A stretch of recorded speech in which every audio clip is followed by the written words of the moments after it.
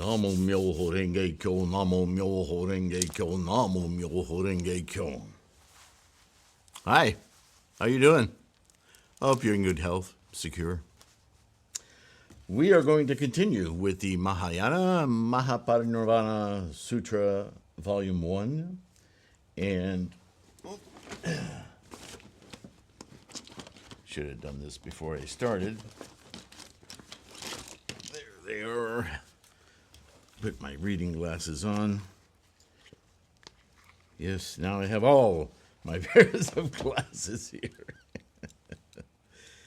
Yeah. Getting old.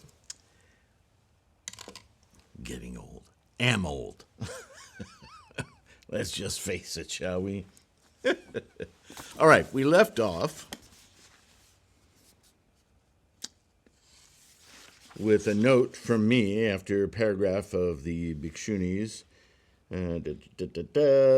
thereby attaining unlimited power.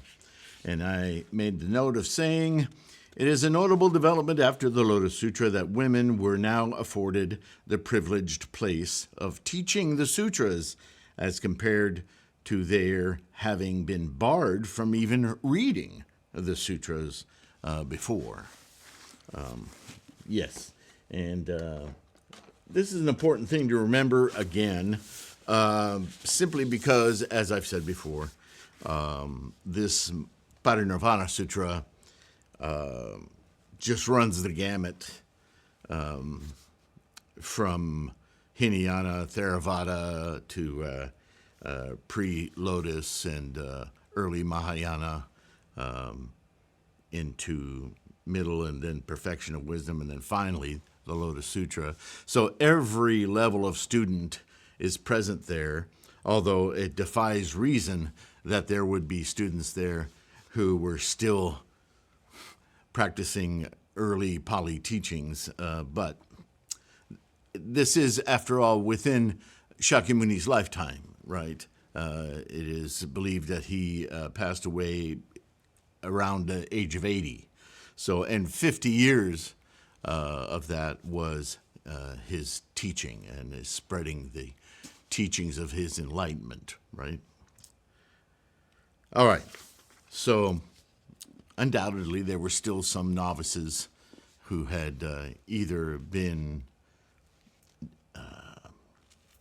stuck in earlier teachings or had recently joined the crowd. But as we've also learned from the crowd, the description of the crowd, the assembly, in the Lotus Sutra, as well as in the Parinirvana, it is really an exercise in hyperbole in order to indicate all people, right? So this takes into account anyone who's studying or beginning to study Buddhism. So I guess in that context, you could understand why some of the chapters, as we'll see, indicate a very rudimentary understanding, to be kind, of the early teachings of Buddhism. Anyway, I won't belabor that point yet. Plenty of time for that. Let's continue. At that time, there were also bodhisattva mahasattvas, great bodhisattvas, who were as plentiful as the sands of the river Ganges and who were all nagas of men, attaining the level of the 10 stages and abiding there unmoved. As an expedient, they had gained life as men and were called bodhisattva Sagaraguna and Aksayamati. Such bodhisattva Mahayattvas, as these headed the number. They all prized Mahayana, abided by it, and deeply understood, loved, and protected it, and well responded to the call of the world. So, you can see the rhetoric's a little different here, but it's not all that unfamiliar, is it? Interesting note here, it's the first time I've read the statement this way, who were all nagas of men. And I've been asked questions recently about demons of various sort and different names. And here we see quite obvious, the use of an actual category of these quote-unquote demons, these subjects of Mara, right? Samsara, physical universe, not Mara being the umbrella term for all of those influences, yes? So Nagas are described often in the sutras as serpent beings from the ocean, right? That originally were demon, but then there's a long story about that, and they become defenders of practitioners of Buddhism in fending off other demons. So to say Nagas of men is to then make it obvious that these categories, these naming conventions, these personages are really just characteristics of the mind. And Nagas of men would indicate that there are some men or women who act as defenders and protectors of other practitioners of Buddhism. So there you have the personage used as an adjective. So it's interesting, the parts of speech that are played around with, no less difficult for the author to interpret. The author, I should say, the translator to interpret, right? All right. So let's continue. They took vows, and each said, quote, I shall pass those who have not yet attained the way to the other shore of liberation, right? Already over innumerable kalpas, past kalpas, I have upheld the pure precepts of morality and acted as I should have acted. I made the unreleased gain. I made the unreleased gain the way. I may have. Have to look into that. That is a problem. I made the unreleased gain the way, so that they could carry over the seed of the three treasures, Buddha, Dharma, and the Sangha, right? And in the days to come, I shall turn the wheel of Dharma, teach Buddhism, greatly adorn myself, accomplish all innumerable virtues, and see beings as one views one's only son, right? With that kind of heart, right? That's bothering me now. I'm going to have to look that up. But once again, we cannot go one video without thanking Mel for her little sticky note gift. We appreciate you, Melly Mel. Come on now, stay put. There we go. All right. I have another note here, as promised. Dharma is yet another term often misunderstood as teaching. Dharma is a term for the actual experience of the enlightenment, of the manifestation in our own sentient mind of Buddha, right? As such, this experience is what we term Buddha, quote unquote, or Buddhahood. The teaching, quote, is our effort to communicate this experience through language and actions for the benefit of all beings, right? And I see another, oh my goodness, the typos. And I still, oh, please, I shouldn't say that. Mel will send me another box of pencils. Okay. They likewise, early in the morning, encountered the light of Shakyamunibuddha. All their hair stood on end, and all over their body their blood so ran that they looked like the palasa flower. Remember, they were flushed, right? Tears filled their eyes, which spoke of great pain, also to benefit beings, to give bliss, to manifest what Shakyamunibuddha had out of expediency latently taught, and to prevent the lectures from dying out.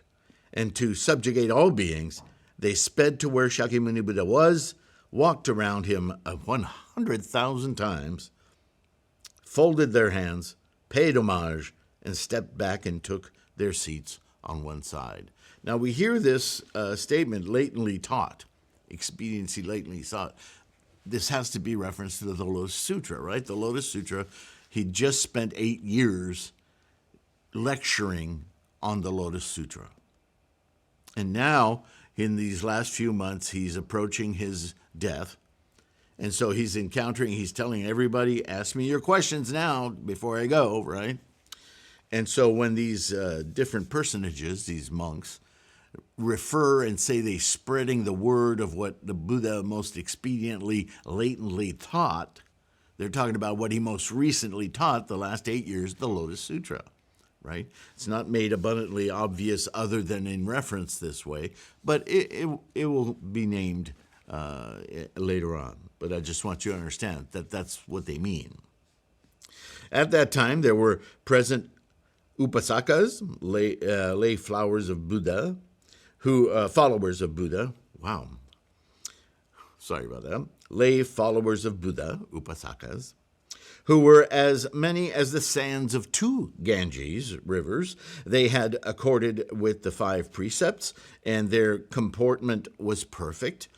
These were such upasakas as Untainted Virtue King, Highly Virtuous, and others, who headed their number. So these were leaders of monks themselves, but leaders, right? They deeply cherished the thought of combating such opposites as sorrow versus bliss, eternal or outside of time versus non-eternal or within time, pure versus non-pure, self versus non-self, real versus not real, taking refuge versus not taking refuge, beings versus non-beings, always versus not always, quietude versus non-quietude, created versus non-created, disruptions versus non-disruptions, nirvana versus non-nirvana, argumentation versus non-argumentation, and they always thought of combating such opposites as the Dharma elements as stated above. So this is part of the reason they're combating these opposites is because in samsara, we're plagued by identification, right? And when we are identifying things, we identify as this, not that, that, not this, not those, so on and so forth. And so we run into this problem of opposites. It is or it isn't, which is a false question. And that's what that leads to. They're looking forward to combating that because that's what leads to the understanding of emptiness, right? There is not and there is not, right? We'll have plenty of time to talk about that too. They also always loved to listen to the unsurpassed Mahayana, acted upon what they had heard and desired to teach others. They upheld well the untainted moral precepts and prized Mahayana. Already they were well connected within themselves, and they made others feel well contented who prized Mahayana.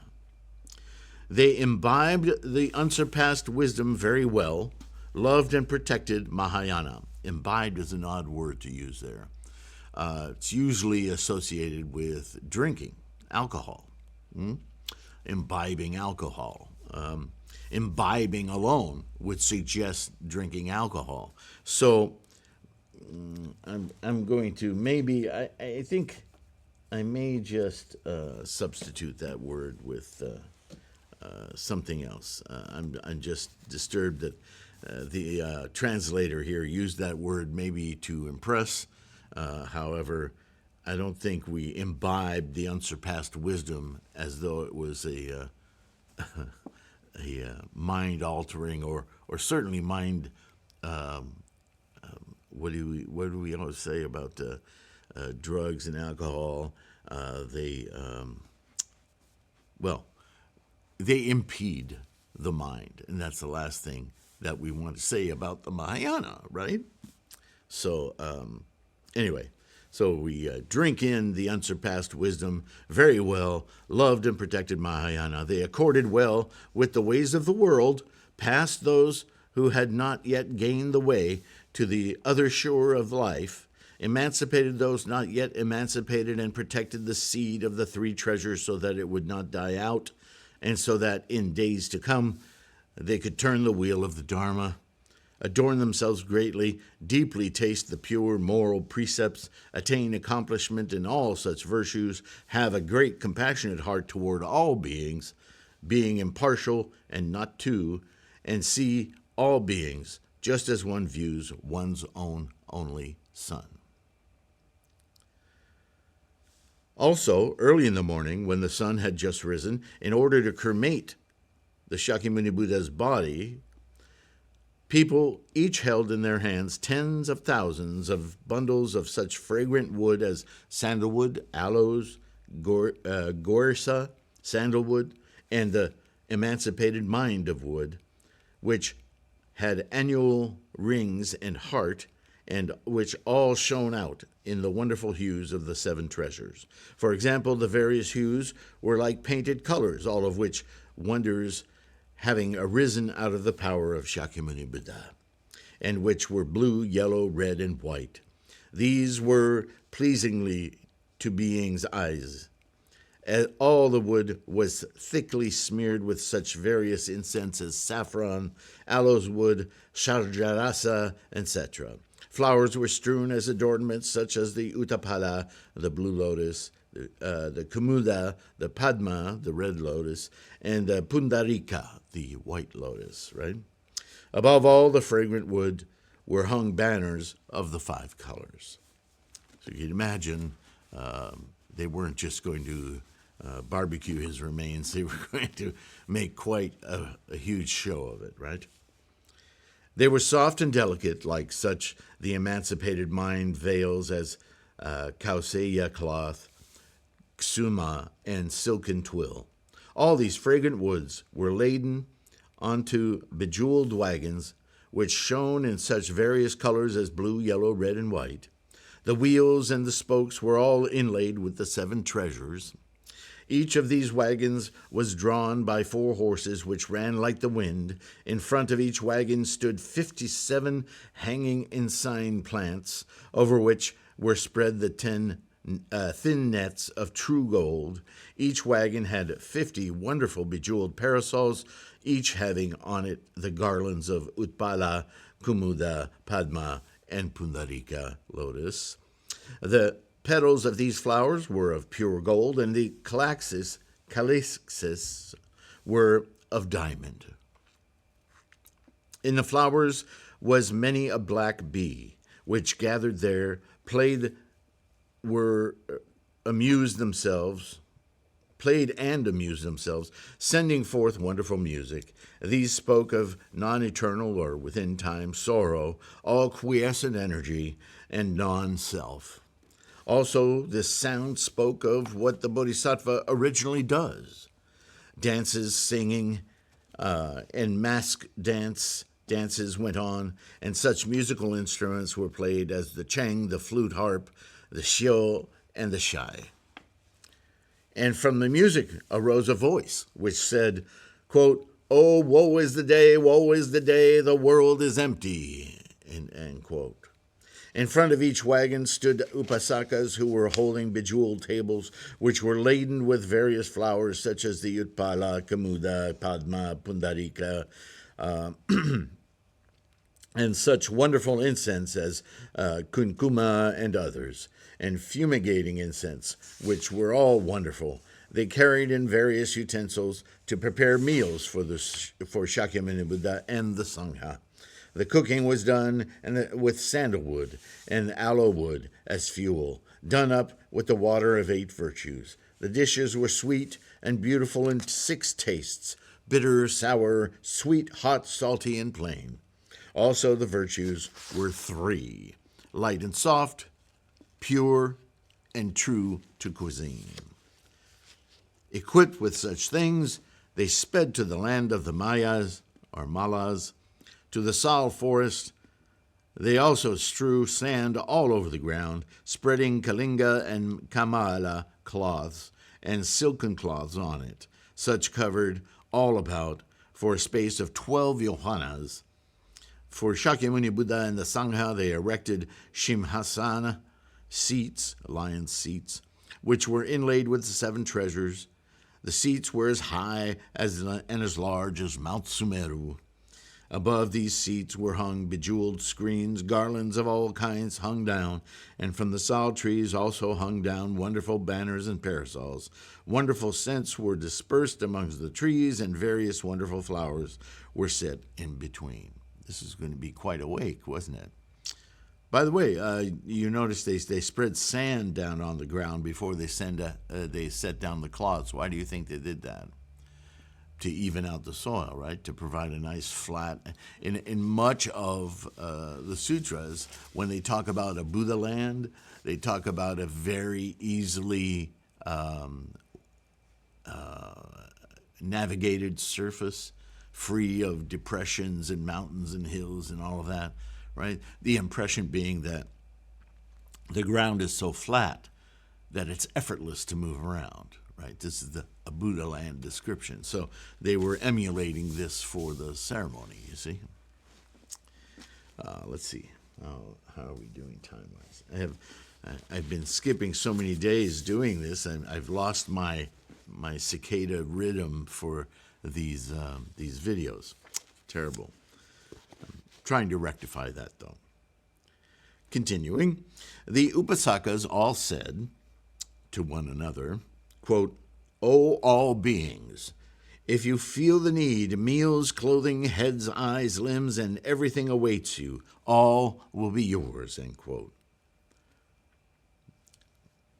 Interesting implications there, but let's just think of the joy and everyone kind of imbibing joy, if you will, feeling a little drunk of their celebration. While giving, greed, anger, defilement, and poisonous states of mind fled, no other wish, no other thought of any other reward or pleasure was entertained. Their minds were bent solely upon the unsurpassed pure Bodhi mind. And all of these Upasakas were well established in the Bodhisattvic state. They also said to themselves, "Shakyamunibuddha will now take our dishes and enter nirvana." As they thought this, all their hair stood on end all over their bodies. Their blood so ran that their bodies looked like palasa flowers. Tears filled their eyes, expressing great pain at the loss. Each carefully carried in the utensils of the meals on bejeweled wagons. The incense, wood, banners, bejeweled parasols, and meals were all spread to where Shakyamunibuddha was. They touched the feet of Shakyamunibuddha, made offerings to Shakyamunibuddha on these. Walking around him 100,000 times, they cried aloud. The earth and the pure land melted in sympathy and shook. They beat their breasts and cried. Their tears ran like rain, and they said to one another, "O you, woe is the day! The world is empty, is empty." They threw their bodies to the ground before Shakyamunibuddha and said to him, "O Buddha, please have compassion for and accept our offerings." The world-honored one, aware of the occasion, was silent. And he did not take their offerings. What? We just went through, I don't know how many pages and words exploring the magnificence of all this wake offering, this ceremony. And Shakyamuni just sits there, nonplussed, considers the event that they're all celebrating, and says, "No thanks." Wow. Thrice, right? We did everything 3 times when we asked the questions of Shakyamuni, right? Thrice they beseeched him. But their supplications went unheard or unheeded.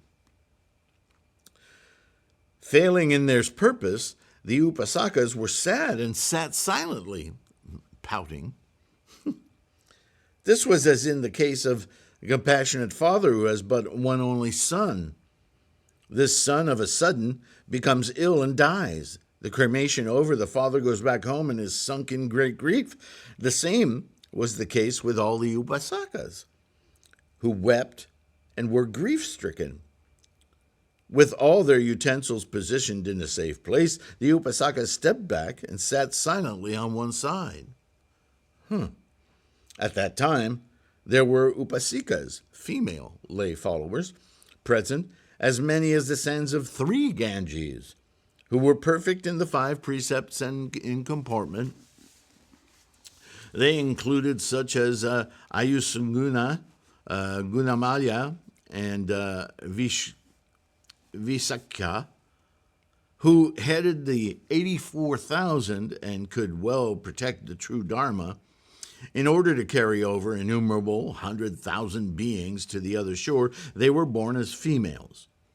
They severely checked their own selves in the light of the household laws and meditated on their own persons. Like the 4 vipers, the 4 great elements of earth, air, fire, and water, this carnal body is ever pecked at and supped by innumerable vermin. It smells ill and is defiled. Greed binds. This body is hateful.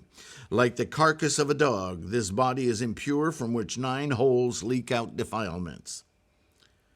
It is like a castle, the blood, flesh, spine, bone, and skin forming the outer walls, and the hands and the legs serving as bastions, the eyes as gun holes, and the head as donjon. The mind king, Sitaraja, is seated within. Such a carnal castle is what the all-Buddha world-honored one abandons, and what common mortals and the ignorant always love and cling to. Such rakshasas, flesh-eating demons, as greed, anger, and ignorance sit within. This body is as frail as reed, aranda, foul-smelling resinous communis, plant, foam and plantain. This body is non-eternal or within time, and does not stay stable even for a second. It is like lightning, maddening water, and a mirage. Or it is like drawing a pitcher on water, which no sooner done than disappears. This body breaks just as easily as a big tree hanging over a river precipice. It does not last long. It is pecked at and devoured by foxes, wolves, owls, eagles, crows, magpies, and hungry dogs. Who, with a good mind, finds joy in such carnal self?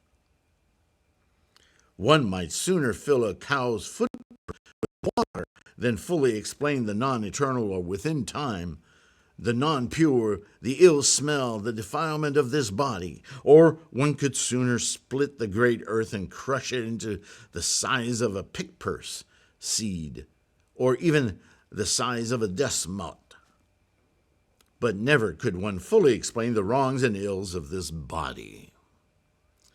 This being so, one ought to discard it like tears or spittle. Because of this, all upasikas train their mind in such dharmas as the quiescent energy, formlessness, and desirelessness. Thus, they very much desire to inquire into inquire into and abide in the teaching of the Mahayana Sutras.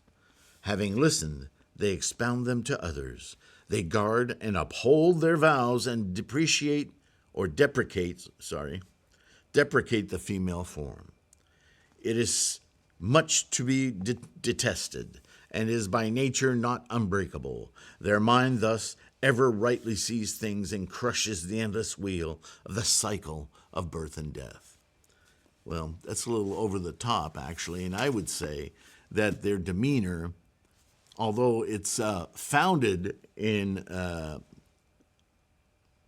shall we say, good intent, that, we're one of the final, as I've said before, attachments we have to this life isn't so much about our possessions external, but this very body, right? Even the arhat thinks of himself or herself as living in their final body. Well, the very idea of negating something only instantiates it that more profoundly. So these ladies would be much better served to spend less time trying to deprecate their bodies and the female form being such a desirous thing, and instead of deprecating it, simply not acknowledging it,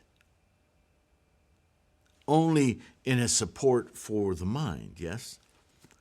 But not for its perfume, its smoothness, all of its attractiveness, yes? But you can see that they go too far the other way. But that's humanity, right? So, they look to Mahayana and are themselves well nourished by it. They feed the minds of those who prize it. They greatly cherish, defend, and protect it. Though female in form, they are, truth to tell, none but bodhisattvas, right? More important to keep that mindset than to identify sex, right? They accord well with the ways of the world and help those who have not yet attained the other shore and emancipate those who are not yet emancipated. They uphold the heritage of the three treasures so that it will not die out and so that they can turn the wheel of the Dharma in the days to come.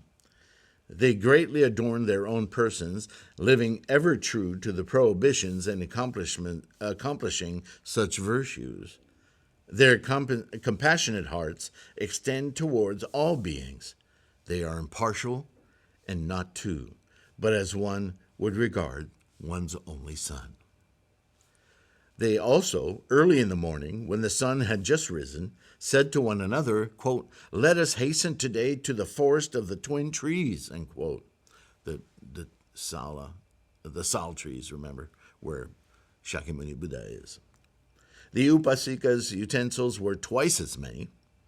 They took these to where Shakyamunibuddha was, touched his feet, walked around him 100,000 times, and said, "O world-honored one, we have with us here meals for Shakyamunibuddha and the Sangha."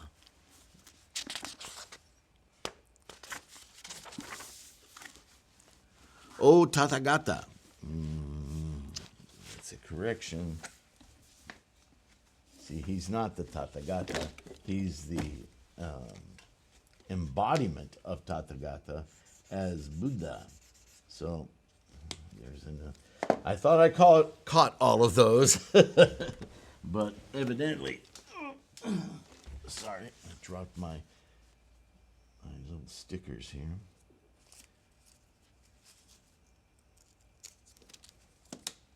Spent so much time talking about that in the introduction, you would think I wouldn't have missed any, but it's a big book, so.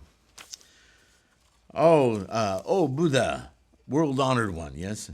Please have compassion for and accept our offerings. Shakyamunibuddha was silent and did not take the offerings. I see a pattern here. Their supplication not met, all the Upasikas were sad. They stepped back and sat down to one side. Now I have a note here. These latest paragraphs of the Upasakas and Upasikas well describes the mental aspects of the Bodhisattva practice that Shakyamuni defined in the Lotus Sutra. Yeah. Interesting also is the pattern set so far, and as we continue, that no matter how much we learn and practice, we never, quote, know as much as we think we know. There is the repeated suspension of acceptance in each of these cases that implies that Shakyamunibuddha is awaiting something more, something essential. What could it be, right? As we continue, at that time, the Likshvas of Vaisali Castle were present, and others as numerous as the sands of the four Ganges this time. who were males, females, big and small, wives and children, relatives, and those of the kings of Jambudvipa. Here it says India, but we know Jambudvipa means the world at large. Seeing the way, they were true to the prohibitions and perfect in comportment. They crushed out the people of the other teachings who acted against the wonderful Dharma. That's a big statement right there. What does that mean, other teachings? Yeah? Not only because there were other teachings, but just because there were other teachings, they actually worked against the wonderful Dharma. What is the wonderful Dharma? The Lotus Sutra, right? So that means all other sects calling themselves Buddhists, as well as any other system, right? Religions, so on and so forth. They also introspected, quote, should there be any bhikshu who transgresses against the prohibitions, we shall turn him back to secular life and have him for labor. If anyone abides in the wonderful Dharma, we shall esteem and serve him as we do our parents. If monks well practice the wonderful Dharma, we shall participate in their joy and support them so that they will increase. They were all glad to lend an ear to the Mahayana Sutras. Having listened, they widely expounded to others what they had heard. All were accomplished in such virtues. They included the Likchavis as the following persons: pure and untainted store, pure and non-indulgent, Ganges, water of pure and untainted virtue. Boy, these names. They sound much more melodic in the original Sanskrit, but the translations, you can see that all of these personages, these names that are given to these different leaders, monks, so on and so forth, all are meant to encapsulate certain aspects of the teachings. All of these said to themselves, quote, let us now speed to where Shakyamunibuddha is. Various were their utensils of offerings. Each Likchava had 84,000 elephants, all decorated, along with 84,000 four-horse wagons of treasures, 84,000 bright moon gems. There were also bundles of fuel such as the emancipated mindwood, sandalwood, aloes, all to the number of 84,000. In front of each elephant hung bejeweled hanging signs, banners, and parasols. Each, even with the smallest of parasols, was as wide as one yohana crosswise and lengthwise. Even the shortest of the parasols measured 32 yohanas. And the lowest of the bejeweled hanging signs was 100 yohanas high. With these objects of offerings, they went to where Shakyamunibuddha was, touched his feet, walked around him 100,000 times, and said to the Buddha, what do you think? No, that's not what they said. What do you think? O world-honored one, we are now here with offerings for you, Shakyamunibuddha, and the Sangha. Please have the compassion for and accept ours. Shakyamunibuddha was silent, and he did not accept the offerings. Not having gained what they desired, the Likchavas were all sad. By Shakyamuni-Buddha's power, they were raised up into the sky 7 talas high, where they remained in silence. Yeah, I don't think I'd have much to say if that happened to me, yeah? At that time, there were further ministers and rich laymen, as numerous as the sands of 5 Ganges. The crowd just keeps getting exponentially larger, yeah? They prized Mahayana. If there were any of the other teachings slandering the wonderful Dharma, they would crush such down just as hail and rain do grass and plants. They were sunlight, world-protecting, and Dharma-protecting. These headed their number. 5 times as many were their utensils as those who had preceded them. They carried these to the forest of the twin sal trees, touched Shakyamuni Buddha's feet walked around Shakyamunibuddha 100,000 times and said, "O world-honored one, we have brought you and the Sangha utensils of offerings. Please have compassion for and accept our gifts."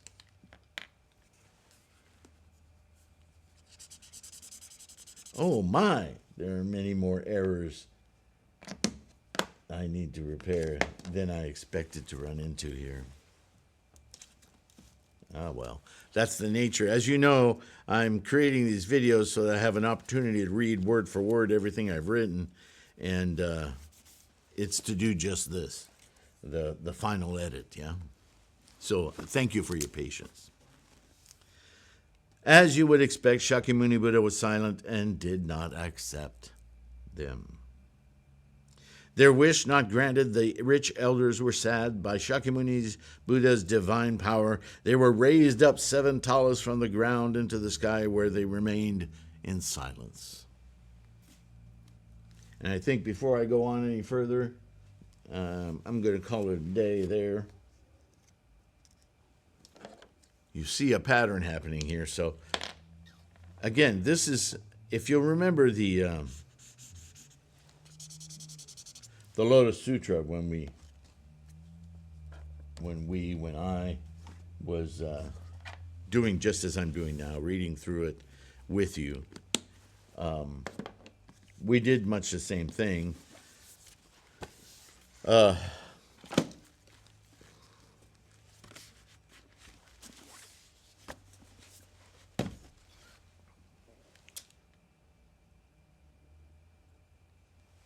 was I going to say?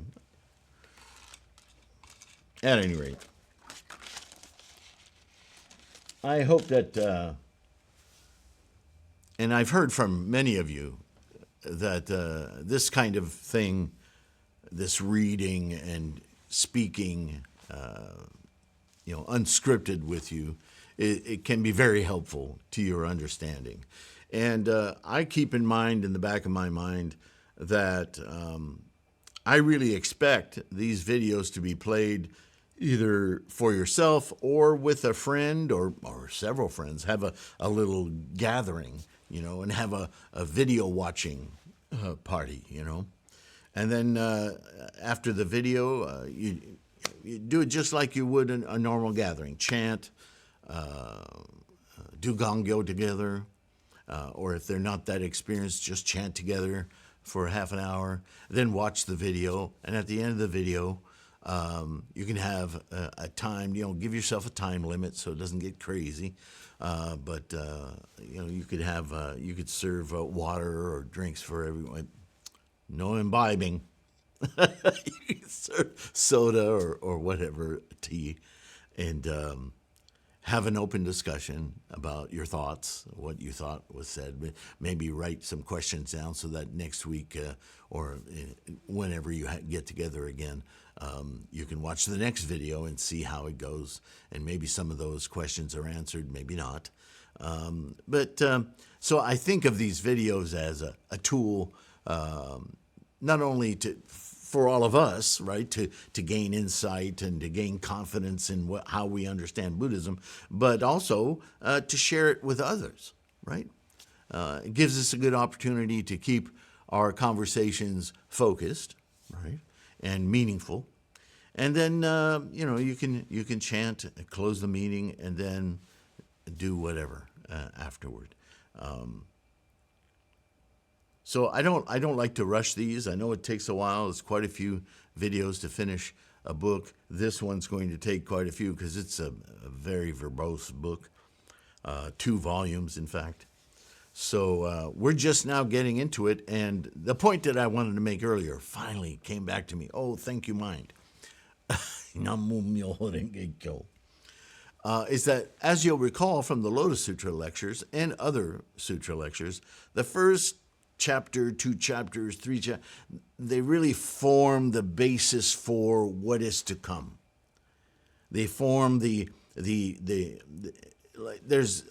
Lotus Sutra has a prologue and a epilogue, but beyond that, even so, the proper chapters still introduces us to the assembly, the people in the assembly, the types of personages there, the goals of the personages, and the goals of Shakyamuni. We haven't quite heard the goals of Shakyamuni yet, have we? We're still exploring the expectations of all of those who have come from all corners of Jambudvipa to hear from Shakyamuni before he enters Parinirvana, right? So they all have their agendas and they all want something, and perhaps that's why he's not responding. So stick with it. Thank you. Thank you for your practice. Thank you for being here. And I will see you in the next one. In the meantime, links in the description if you like to see different ways of supporting this effort. And thank you, all of you, for your support. Thank you seems like too small a word, but deeply appreciate your support. Even if all you can do, and it's not all you can do, even if what you can do at this moment is just like and subscribe, that's a big thing for the robots at YouTube. But those of you who are consistently supporting through Patreon or PayPal, I keep getting notifications, and you guys are awesome. I'm trying to keep up with you guys because I want to, for your continued donations, I want to send you PDF copies of books that I'm working on, chapters I'm working on, that kind of thing, just as a form of thank you, yes. In the meantime, again, I'll stop talking now. Just take care of your health, and I'll see you in the next one, all right? With great appreciation. Namo Myoho Renge Kyo. Bye for now.